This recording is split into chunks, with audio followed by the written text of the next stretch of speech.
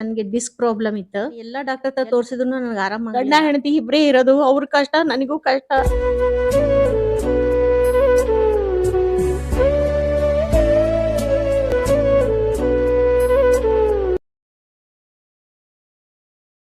ಹೇಗೆ ಗೊತ್ತಾಯ್ತಮ್ಮ ನಿಮಗೆ? ನಾನು ಯೂಟ್ಯೂಬ್ ನೋಡಿ ಬಂದೆ. ಯೂಟ್ಯೂಬ್ ನೋಡಿ ಸರಕೆಗೆ ಬಂದಿದ್ದೀರಿ. ಹೌದು. ಏನೆಲ್ಲ ಸರಕೆಗೆ ಬರ್ತಾ ಇದ್ರಮ್ಮ? ನಾನು ಒಂದು ಗೌರ್ಮೆಂಟ್ ಹಾಸ್ಪಿಟ್ಲಲ್ಲಿ ಡ್ಯೂಟಿ ಮಾಡ್ತಾ ಇದ್ದೆ. ಹಾರ್ಟ್ ಡ್ಯೂಟಿ ಇತ್ತು. ಆದರೆ ನಂಗೆ ಅಲ್ಲಿ ಡಾಕ್ಟರ್ಗಳಿಗೆಲ್ಲ ತೋರಿಸಿದ್ದೆ. ಆದರೆ ನನಗೆ ಡಿಸ್ಕ್ ಪ್ರಾಬ್ಲಮ್ ಇತ್ತು. L4ದು. ಆದರೆ ನಾನು ಎಲ್ಲ ಡಾಕ್ಟರ್ ಹತ್ರ ತೋರಿಸಿದ್ರು ನನಗೆ ಆರಾಮಾಗಲಿಲ್ಲ. ಭಾಳ ಫೀಲಿಂಗ್ ಆಗಿತ್ತು ನನಗೆ. ನಾನು ಈ ಜೀವನನೇ ಇದನ್ನಲ್ಲೇ ಹೋಯ್ತು ಅಂತ ಫೀಲ್ ಮಾಡ್ತಾ ಇದ್ದೆ. ಒಂದ್ಸಲ ಯೂಟ್ಯೂಬ್ ನೋಡುವಾಗ ನನಗೆ ಸೆರೆಕೆರೆ ಬಗ್ಗೆ ಬೆಂಗಳೂರ್ದು ನನಗೆ ಅಡ್ವರ್ಟೈಸ್ ಸಿಕ್ತು. ಆ ಅಡ್ವರ್ಟೈಸ್ ನೋಡಿಕೊಂಡು ಆ ನಂಬರ್ ತಗೊಂಡು ಅವ್ರ ಬೆಂಗಳೂರಿಗೆ ಕಾಲ್ ಮಾಡಿದೆ. ಖುಷಿಯಾಗಿದ್ದೀರಲ್ವಾ? ಬೆಂಗಳೂರಿಗೆ ಕಾಲ್ ಮಾಡಿದೆ. ಅವ್ರು ಇಲ್ಲಿ ತನಕ ಬರೋದು ಬೇಡಮ್ಮ, ಗುಲ್ಬರ್ಗ ಇದ್ರೆ ಗುಲ್ಬರ್ಗದಲ್ಲಿ ನಮ್ಮ ಸೆರೆಕೆರೆ ಇದೆ, ಅಲ್ಲಿದು ನಂಬರ್ ಕೊಡ್ತೀನಿ, ಅಲ್ಲಿಗೆ ಹೋಗಿ ಬನ್ನಿ ನಿಮ್ಗೆ ಆರಾಮಾಗುತ್ತೆ ಅಂತ ನಂಗೆ ನಂಬರ್ ಕೊಟ್ಟರು. ಅವಾಗ ಅಲ್ಲಿಗೆ ಕಾಲ್ ಮಾಡಿದೆ. ಎಷ್ಟು ಗಂಟೆಯಿಂದ ಯಾವಾಗ ಬರಬೇಕು ಅಂತಂದರೆ, ಇಲ್ಲ 5 ಗಂಟೆವರೆಗೂ ಇರುತ್ತೆ. ನನಗೆ 3 ಗಂಟೆಗೆ ಇಲ್ಲಿ ಯೂಟ್ಯೂಬ್ ನೋಡಿದೆ. 5 ಗಂಟೆವರೆಗೂ ಇರುತ್ತೆ, ನೀವು ಬನ್ನಿ ಈಗ ಸದ್ಯ ಬನ್ನಿರಿ ಅಂದರು. ತಲೆ ಬಾಚ್ಕೊಂಡಿಲ್ಲ ಏನಿಲ್ಲ, ಹೆಂಗಿದ್ದೀನೋ ಹಂಗೆ ಎದ್ದು ಓಡ್ಕೊಂಡು ಆಟೋದಲ್ಲಿ ಹೋದೆ. ಅವಾಗ ರಮೇಶ್ ಸರ್ ನನಗೆ ಮೀಟ್ ಆದರು. ಆಮೇಲೆ ದಯಾನಂದ್ ಸರ್ ಇದ್ದರು. ಅಲ್ಲಿ ಒಬ್ಬರು ನನ್ನ ಗೆಳತಿ ಕೂಡ ಇದ್ದರು. ತುಂಬ ಅಡ್ವೈಸ್ ಮಾಡಿದ್ರು ನನಗೆ. ಇದ್ರ ಬಗ್ಗೆ ತುಂಬ ಧೈರ್ಯನೂ ಕೊಟ್ಟರು. ಮತ್ತು ಯಾವ ಮಿಷಿನಿಂದ ಯಾವ ಟ್ಯಾಬ್ಲೆಟಿಂದ ಯಾವ ಇದು ತೊಗೊಂಡ್ರೆ ನಿಮಗೆ ಸ್ಪೈನ್ ಪ್ರಾಬ್ಲಮ್ ಇದೆ, ನಿಮಗೆ ಈ ಥರ ಇದೆ ಅಂತೆಲ್ಲ ಎಲ್ಲ ನನಗೆ ಅಡ್ವೈಸ್ ಮಾಡಿದ್ರು. ಆವಾಗ ನಾನು 10 ಡೇಸ್ ನನಗೆ ಥೆರಪಿ ಕೊಟ್ಟರು. ಆಟೋಮೆಟಿಕ್ ಥೆರಪಿ ಕೊಟ್ಟರು. 10 ದಿವಸದಲ್ಲಿ ನನಗೆ ತುಂಬ ಚೆನ್ನಾಗಿ ಕ್ಯೂರ್ ಆಯಿತು. ನಾನು ಎದ್ದು ಓಡಾಡ್ತಾ ಇದ್ದೆ. ಬಾತ್ರೂಮ್ಗೆ ಹೋಗೋಕ್ಕೂ ಕಷ್ಟ ಆಗಿತ್ತು ನನಗೆ. ಯೂರಿನ್ ಹೋಗ್ಬೇಕಾದ್ರೂ ಕೈ ಹಿಡ್ಕೊಂಡು ಗೋಡೆ ಹಿಡ್ಕೊಂಡು ನಾನು ಹೋಗ್ಬೇಕಾಗಿತ್ತು. ಅಡುಗೆ ಮಾಡೋದು ಕಷ್ಟ. ನನಗೆ ಯಾರೂ ಅಡುಗೆ ಮಾಡೋರಿಲ್ಲ. ಮಕ್ಕಳದೆಲ್ಲ ಮದುವೆಯಾಗಿದೆ. ಗಂಡ ಹೆಂಡತಿ ಇಬ್ಬರೇ ಇರೋದು. ಅವ್ರ ಕಷ್ಟ ನನಗೂ ಕಷ್ಟ. ಈ ಥರ ಆಗಿ ತುಂಬ ತೊಂದರೆ ಆಗಿತ್ತು ನನಗೆ. ಅವರು ಅಡ್ವೈಸ್ ಮಾಡಿ ನನಗೆ ಮ್ಯಾಡ್ ಥೆರಪಿ ತೊಗೊಳೋದ್ರಿಂದ ನನಗೆ ತುಂಬ ಆರಾಮ ಅನ್ನಿಸ್ತು. ಆವಾಗ ನನಗೆ ದಿವಸ ಹೋಗಿ ನನಗೆ ತೊಗೊಳೋಕ್ಕೆ ಕಷ್ಟ ಆಗಿದ್ದರಿಂದ ನಾನು ಮನೇಲಿ ಪರ್ಚೇಸ್ ಮಾಡಬೇಕು ಅಂತ ಹೇಳ್ಬಿಟ್ಟು ಅದನ್ನ ಮ್ಯಾಟನ್ನ ನಾನು ಖರೀದಿ ಮಾಡಿದೆ.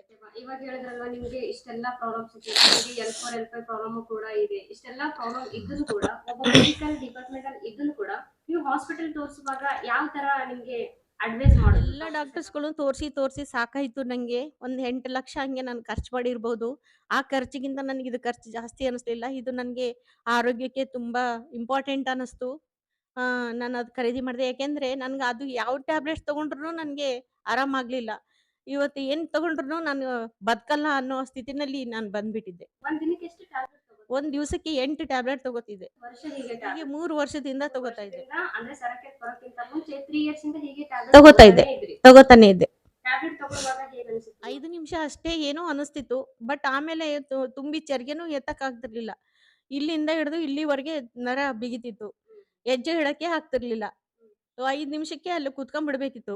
ಹಂಗಾಗ್ತಿತ್ತು. ಇವಾಗ ಸರಕೆಗೆ ಬಂದ್ಬಿಟ್ಟು ಎಷ್ಟು ದಿನ 10 ದಿವಸ ಥೆರಪಿ ತಗೊಂಡೆ. ಆಟೋಮೆಟಿಕ್ ಥೆರಪಿ ಕೊಟ್ಟರು ನನಗೆ ಸ್ಪೈನ್ ಪ್ರಾಬ್ಲಮ್ ಇದೆ ಅಂತ ಹೇಳ್ಬಿಟ್ಟು. 10 ದಿನದಲ್ಲಿ ನನಗೆ ಫುಲ್ಲು ಎಲ್ಲ ಡೀಲ ಆಗ್ಬಿಡ್ತು ಕಾಲೆಲ್ಲ. ಅಷ್ಟು ಚೆನ್ನಾಗಿ ಎತ್ತಿ ಇಡ್ತಾ ಇದ್ದೆ. ಸ್ಟೆಪ್ ಹತ್ತಿ ಬಂದೆ, ಸ್ಟೆಪ್ ಹತ್ತಿ ಹೋದೆ. ಅಷ್ಟು ಚೆನ್ನಾಗಿ ನನಗೆ ಆರಾಮಾಗ್ಬಿಡ್ತು. ತುಂಬ ಬೆಸ್ಟ್ ಟ್ರೀಟ್ಮೆಂಟ್ ಸಿಕ್ತು ನನಗೆ. ತುಂಬ ಖುಷಿ ಆಯಿತು. ನಾನು ಹಗಲೆಲ್ಲ ಬರ್ಲಿಕ್ಕಿಲ್ಲ, ಆಗಲ್ಲ ಅಂದ್ಬಿಟ್ಟು ನಾನು ಮಷಿನ್ ಪರ್ಚೇಸ್ ಮಾಡಿದ್ದೀರಾ? ಇವಾಗ ಬಂದ್ಬಿಟ್ಟು ಸರಕೆಯಲ್ಲಿ 10 ಡೇಸ್ ಥೆರಪಿ ಮಾಡುವಾಗ L4 L5 ಪ್ರಾಬ್ಲಮ್ ಫುಲ್ ಆಗಿ ಕ್ಲಿಯರ್ ಆಗಿದೆ ಅಂತ ಹೇಳ್ತಾ ಇದ್ದೀರಾ? ಕ್ಲಿಯರ್ ಆಗಿದೆ. ಇವಾಗ ಮನೆಗೆ ಬಂದ್ಮೇಲೆ ನಾನು 2 ಟೈಮ್ ಥೆರಪಿ ಮಾಡ್ಬೇಕು. ಇಲ್ಲಿ ಹೇಗೆ ಇಲ್ಲಿ ತುಂಬಾ ಚೆನ್ನಾಗಿ ಅನಿಸುತ್ತೆ. ಅಲ್ಲಿ 35 ನಿಮಿಷ ತಗೋತೀನಿ. ಇಲ್ಲಿ ಒಂದು 10 ನಿಮಿಷ ಹೆಚ್ಚಿಗೂ ತಗೋತೀನಿ. ಥೆರಪಿ ಯಾವ ತರ ಮಾಡ್ತಾ ಇದ್ದೀರಾ? ಥೆರಪಿ ಫುಲ್ ಬಾಡಿಯಿಂದ ಹಿಡಿದು ಕೆಳಗವರೆಗೂ ಮಸಾಜ್ ಮಾಡುತ್ತೆ. ತುಂಬಾ ಬಾಡಿ ಎಲ್ಲ ಹಗುರ ಆಗುತ್ತೆ. ಆಮೇಲೆ ಮ್ಯಾಡ್ ಥೆರಪಿ ತಗೋತೀನಿ. ಜೆಡ್ ಮ್ಯಾಡ್ ಥೆರಪಿ ತಗೋತೀನಿ. ಆಮೇಲೆ ಮದರ್ ಥೆರಪಿ ತಗೋತೀನಿ.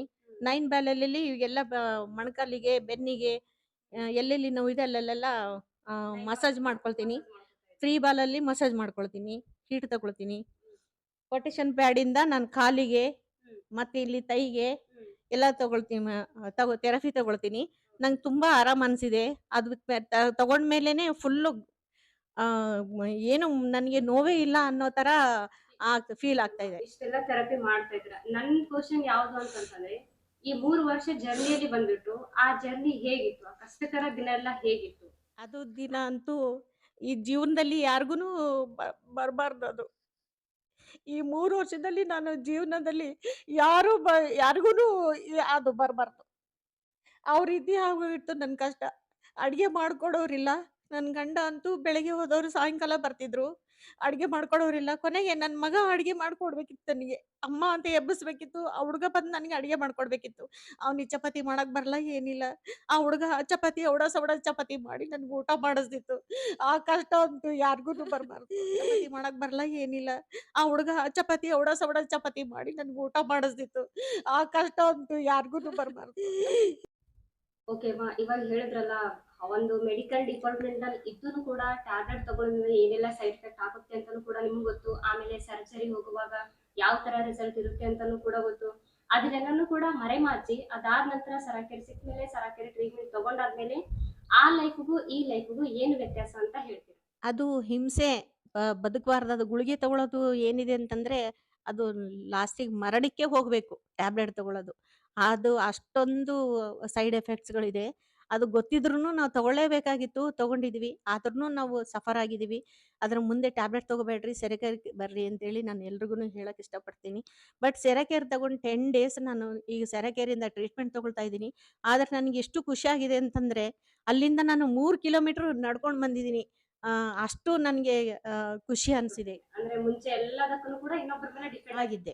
ಬಟ್ ಸರಾಕೇರ್ ಆಟೋಮೆಟಿಕ್ ಥೆರಪಿ ಮಾಡಿದ್ಮೇಲೆ, ಹ್ಮ್. ಜೇಡ್ ಸ್ಟೋನ್ ಥೆರಪಿ ಮಾಡಿದ್ಮೇಲೆ ಹ್ಮ್. L4 L5 ಪ್ರಾಬ್ಲಮ್ ಕ್ಲಿಯರ್ ಆಗಿದೆ. ನಡ್ಕೊಂಡೇ ಬಂದು ನಡ್ಕೊಂಡು ನಡ್ಕೊಂಡೇ ಹೋಗ್ತಿದ್ದೀರಾ? ಬಂದೆ. ಹ್ಯಾಪಿ ಆಗಿದ್ದೀರಾ? App okay.